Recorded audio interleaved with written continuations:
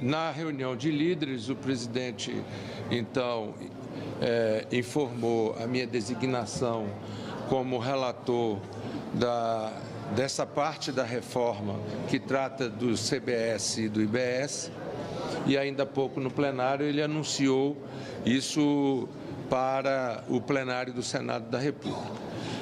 Na reunião de líderes, os líderes manifestaram essa preocupação de que seria impossível, em 45 dias, o Senado se manifestar sobre um tema tão complexo como este da Câmara dos Deputados, e tendo em vista de que o regimento do Senado é diferente do regimento da Câmara.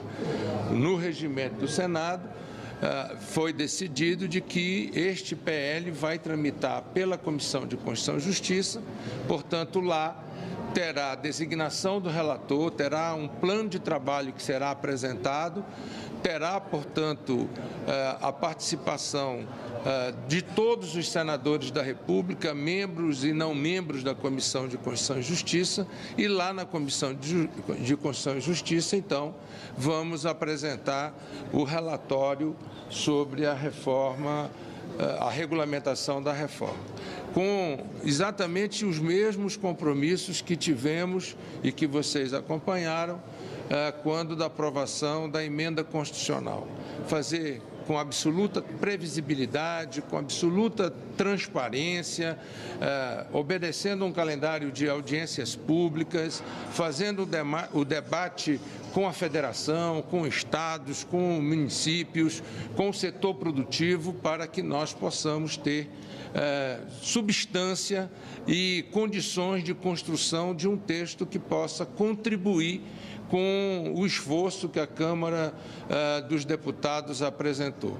Existem questões que já estão sendo debatidas, a própria imprensa no dia de hoje levanta algumas questões.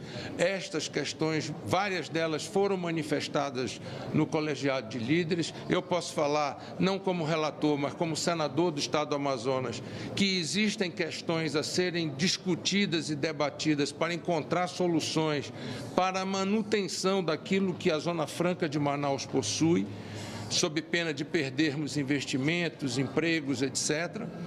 Portanto, há questões que serão debatidas com ampla previsibilidade, com ampla transparência aqui na Comissão de Constituição e Justiça e no plenário do Senado. E aí estabeleceremos, portanto, o cronograma. No momento, nós estamos no último dia praticamente de sessão. Semana que vem será uma sessão semipresencial, portanto, apenas a parte de consultoria, a parte de trabalho vai iniciar. O processo sequer ainda chegou ao Senado, chegará seguramente nos próximos dias, aí será designada para a Comissão de Constituição e Justiça, e quando a Comissão de Constituição e Justiça me designar relator, então eu apresentarei o plano de trabalho. Tá. Senador, desculpa. Para cá e também alguma outra comissão? Não, o presidente anunciou no plenário agora que a tramitação será na Comissão de Constituição e Justiça.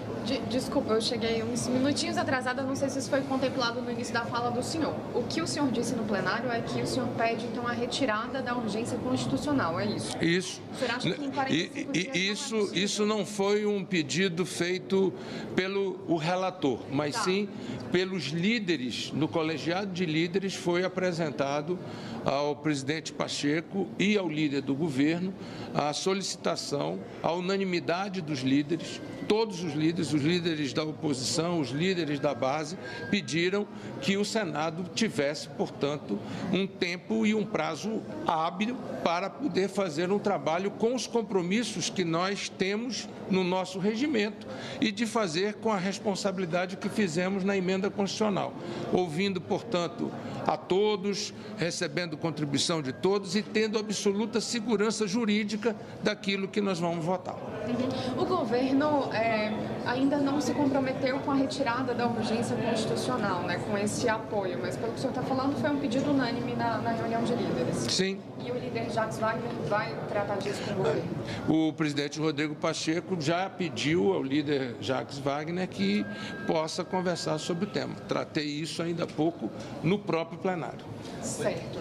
Em relação à desoneração da folha, foi conversado na reunião? Bem, o que houve uma manifestação de vários líderes.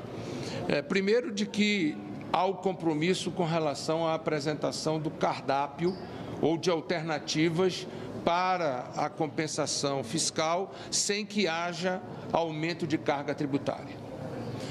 E há esse compromisso de todos os partidos do Senado. Todos se manifestaram se comprometendo com relação a isso. Portanto, isso deverá estar, portanto, elencado no relatório do senador Jacques Wagner, o elenco que dá em torno de 7 ou 8 medidas que poderão ser adotadas, muitas delas imediatamente por parte do governo federal, no sentido de fazer a compensação. A outra questão é, caso esse esforço não seja o necessário para fazer a compensação, há um compromisso dos líderes de discutirmos quais seriam as novas hipóteses que poderiam ser votadas para que o compromisso fiscal fosse mantido pelo Senado da República. Portanto, o líder Jacques Wagner agora está com a missão de construir, até a semana que vem, um texto que possa ser distribuído para os líderes e para os senadores, para que a gente possa avaliar a sua votação na semana que vem. Então, outra semana que vem... Havendo, portanto, consenso e havendo esse entendimento, votaria-se na semana que vem. Havia uma proposta do governo de incluir no relatório do senador Jacques Wagner uma espécie de gatilho em relação à contribuição à CSLL. Os líderes rechaçam isso porque, pelo que o senhor fala aqui, me parece que o relatório vem sem esse gatilho, com o compromisso dos senhores de que, não sendo suficientes aquelas medidas, aí a gente pensa o que mais a gente pode votar. É isso? O que não pode parecer é que nós estamos entregando com uma mão para 17 setores e tirando com outra mão de todos os setores produtivos do Brasil. Apenas 17 setores são beneficiados pela desoneração da folha. Nós não podemos aumentar a carga tributária de todos os outros setores produtivos sem que antes nós tenhamos exaurido outras alternativas. Acho que o compromisso fiscal, o Senado está comprometido com ele. O compromisso está mantido. Agora, o que nós não vamos conseguir fazer perante não só o plenário, mas eu creio, inclusive, ao setor produtivo, é trocar 17 setores de desoneração por um aumento de carga tributária em alguns setores, inclusive, que não estão conseguindo performar ainda, porque a economia ainda está deslanchando. Portanto, nós temos que fazer um esforço para que a compensação fiscal não seja feita com aumento de carga tributária. Agora, se tiver que ter aumento de carga tributária, aí que se discuta onde e como. E o Colégio de Líderes disse, então, comprovado isso, aí sim nós estamos dispostos a discutir onde e como. Sugeriu-se, inclusive, o setor financeiro, que apresenta grandes lucratividades, mesmo em momentos de crescimento econômico baixo. Líder, voltando aqui um pouco para a reforma tributária, é possível que na CCJ seja criado um grupo de trabalho dedicado ao relatório e também... CCJ não trabalha com grupo de trabalho. Tá. Aqui no Senado nós não temos... Você cobre o Senado ou você cobre a Câmara? Cobro o Congresso. Tá. O regimento do Senado não prevê essa sistemática. Não é porque comentaram sobre o grupo de trabalho. Não. O grupo de trabalho, por exemplo, que aconteceu na emenda constitucional, foi na CAI e foi apenas para apresentar emendas para a CCJ. Tá? Então, aqui o regimento funciona diferente. Não, pois é. Por isso que eu, quando eu vi a sua pergunta, eu disse que você deve cobrir a Câmara, que o regimento da Câmara permite, o nosso não. Tá, certo. Obrigada. E sobre dívida, ficou para agosto mesmo? Não, há um esforço no sentido de construção de um texto que possa ter apoiamento para que a gente possa votar, mas nós não temos ainda o texto. Há um esforço no sentido de construir esse texto até terça ou quarta-feira para que a gente possa fazer um esforço para votar na semana que vem. Mas o texto não tem ainda um texto acordado. Em relação à dívida. A dívida. Porque tem uma grande reclamação dos governadores nordestinos, né? Eles acham que esse projeto do presidente Rodrigo Pacheco, da forma como está, dá um benefício muito maior aos governadores do Sudeste que não fizeram o dever de casa. Qual que é a impressão do senhor em relação ao Norte? Eu acho que precisa ser equilibrado do ponto de vista federativo. O Estado que fez o dever de casa, o Estado que foi responsável por um baixo endividamento, ele não pode ser penalizado. Agora, é injusto também não equacionar a situação da dívida pública do país. É verdade de que 80% da dívida pública do país está concentrado em apenas 4 estados? É verdade. Mas os outros 23 estados possuem dívidas que também estão indexadas ao IPCA mais 4%. Portanto, primeiro, é injusto não premiar o bom pagador. Segundo, criar mecanismos para que os endividamentos sejam cada vez mais baixos, para que a capacidade de investimento público seja maior.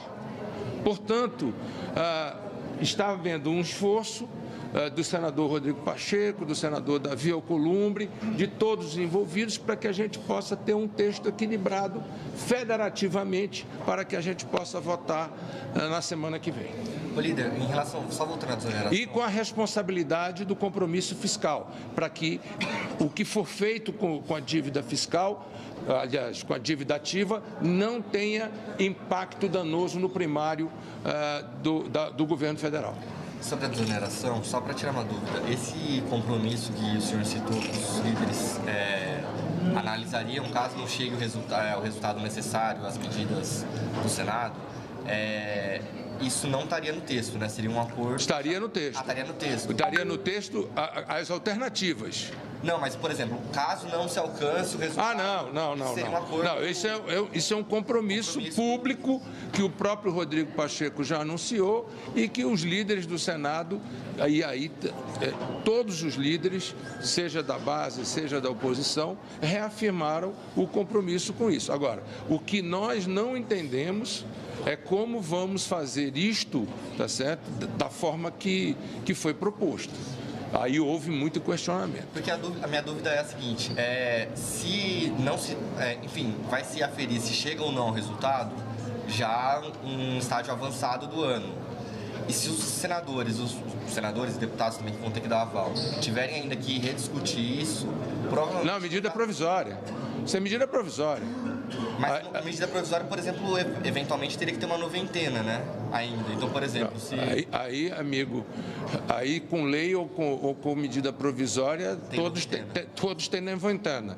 O que nós não achamos correto é tributar o setor produtivo linearmente e praticar um aumento de carga tributária para quem não é beneficiado. Agora, existem setores altamente lucrativos, mesmo com baixo crescimento econômico. Exemplo, setor financeiro. Então, que se tenha uma proposta de como tributar o setor financeiro.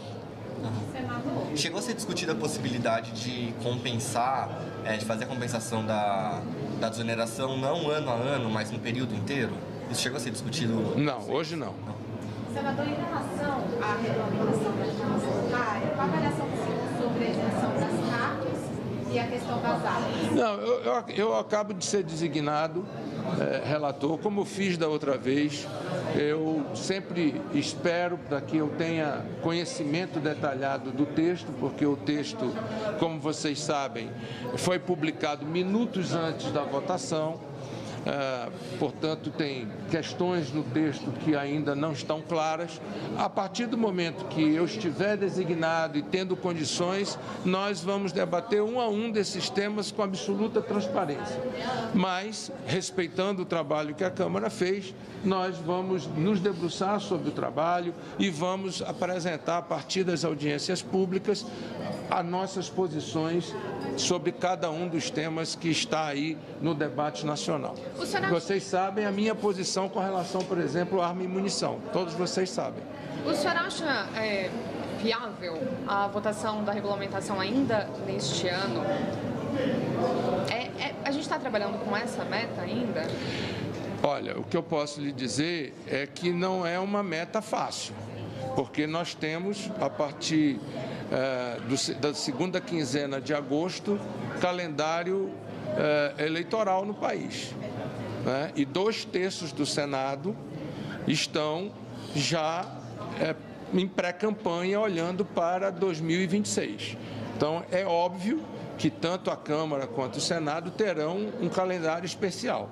Mas nós conversamos sobre isso na reunião de líderes. O presidente Rodrigo Pacheco está pedindo à assessoria da mesa que possa propor um calendário e prefixando nas datas do calendário quais serão as pautas, para que a gente possa estar preparado para fazer essas votações, ou seja, fazer uma coisa planejada, articulada, e aí, a partir da designação oficial como relator, com a apresentação do plano de trabalho, nós vamos definir o prazo de votação da regulamentação da reforma tributária. A priori é só CCJ e depois seria plenário? Sim, a priori a decisão do despacho do presidente foi tramitação na CCJ. Tá bom? Obrigada. Obrigado. Boa sorte.